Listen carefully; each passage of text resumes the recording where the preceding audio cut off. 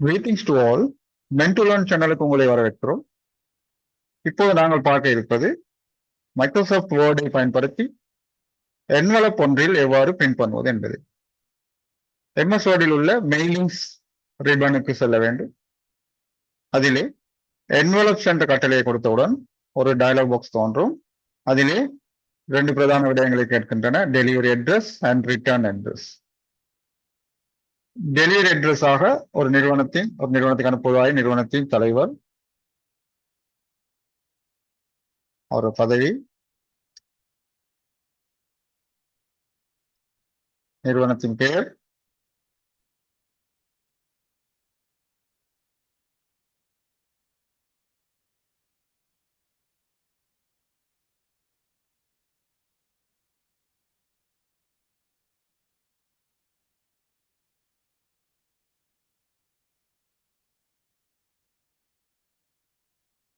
Okay. அதே போல return அட்ரஸை நாங்கள் டைப் செய்ய வேண்டும். ரிட்டர்ன் அட்ரஸ் என்வலப்பில் பிரிண்ட் பண்ணக்கூடாது என்று கருதினால் ஒமிட் என்பதை கொடுக்கிறோம்.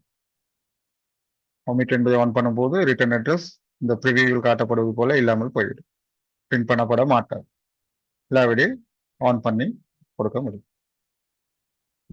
இந்த இரண்டு முறையில் டைப் பண்ணிய பின் பிரிண்ட் கட்டளை கொடுத்து என்வலப்பை பிரிண்ட் பண்ண முடியும். ஆனால் இப்போது எந்த அளவிலான என்வலப்பில் நாங்கள் பிரிண்ட் பண்ண போகிறோம் என்பதை தெரிவு செய்து கொள்ளவும் முடியும்.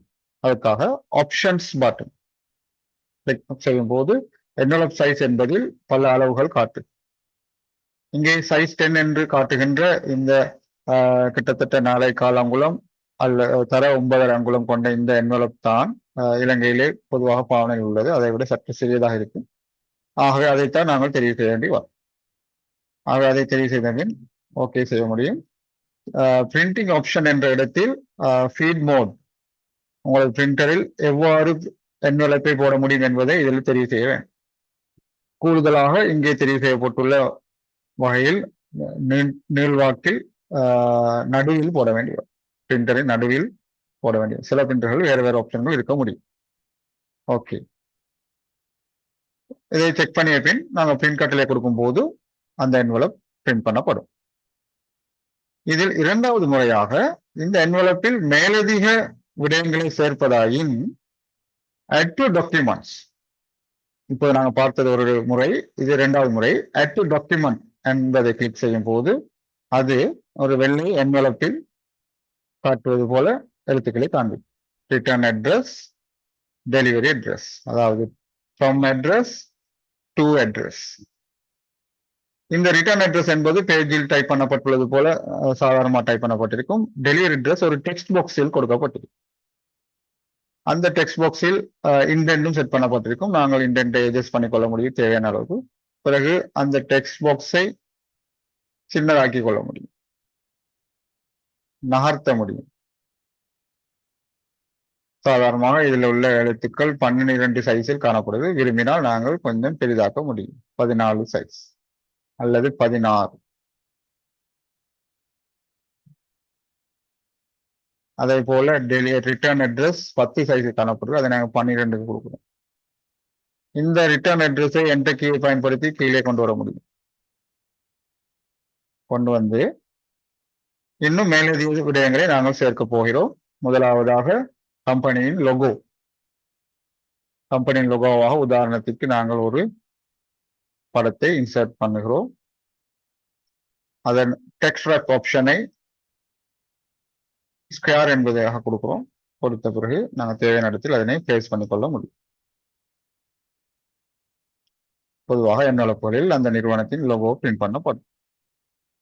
அதே போல இன்சர்ட் ஷேப்ஸ் டெக்ஸ்ட் பாக்ஸ் என்பதை எடுத்து இந்த என்வலப்பின் மேல் பகுதி ரெஜிஸ்டர்ட் போஸ்ட் என்பதை கொடுக்க முடியும். அதனை போல்டு செய்து, இட்டாலிக் செய்து, அண்டர்லைன் செய்யலாம்.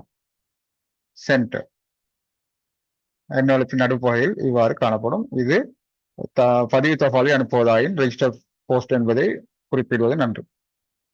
அதன் பேக்ரவுண்ட், அந்த டெக்ஸ்ட் பாக்ஸின் background no fill, outline no outline, ஆகவே எழுத்துக்கள் மாத்திரம் தெரியும்.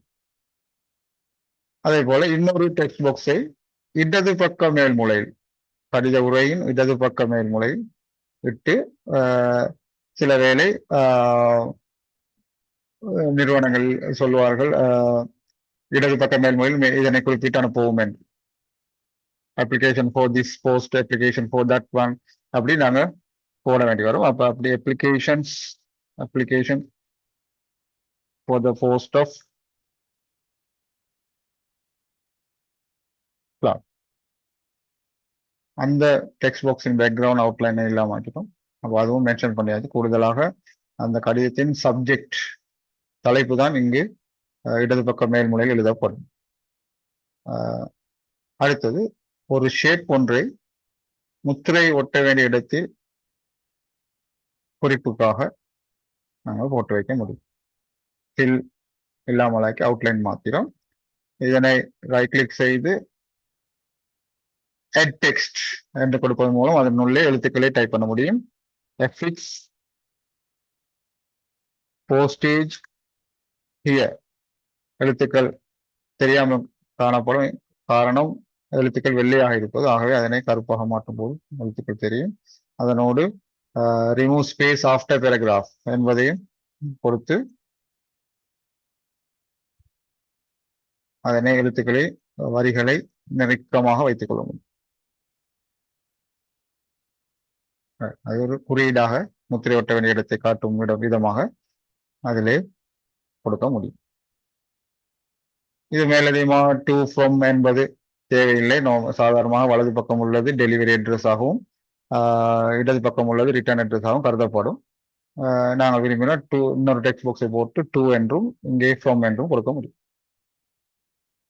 இவ்வாறு எண்ணளத்தை கஸ்டமைஸ் செய்த பின் சாதாரணமாக பேஜ்களை பிரிண்ட் பண்ணுவது போல ஃபைல் மெனுவில் சென்று பிரிண்ட் கட்டளையை கொடுத்து இங்கே கீழே உள்ள பிளாங்க் பேஜையும் சேர்த்து காண்பிப்பதால் 1 of 2 நாங்கள் இங்கே 1 என்று மாத்திரம் கொடுக்கலாம். கொடுத்தால் என்வலப் மாத்திரம் பிரிண்ட் ஆகும்.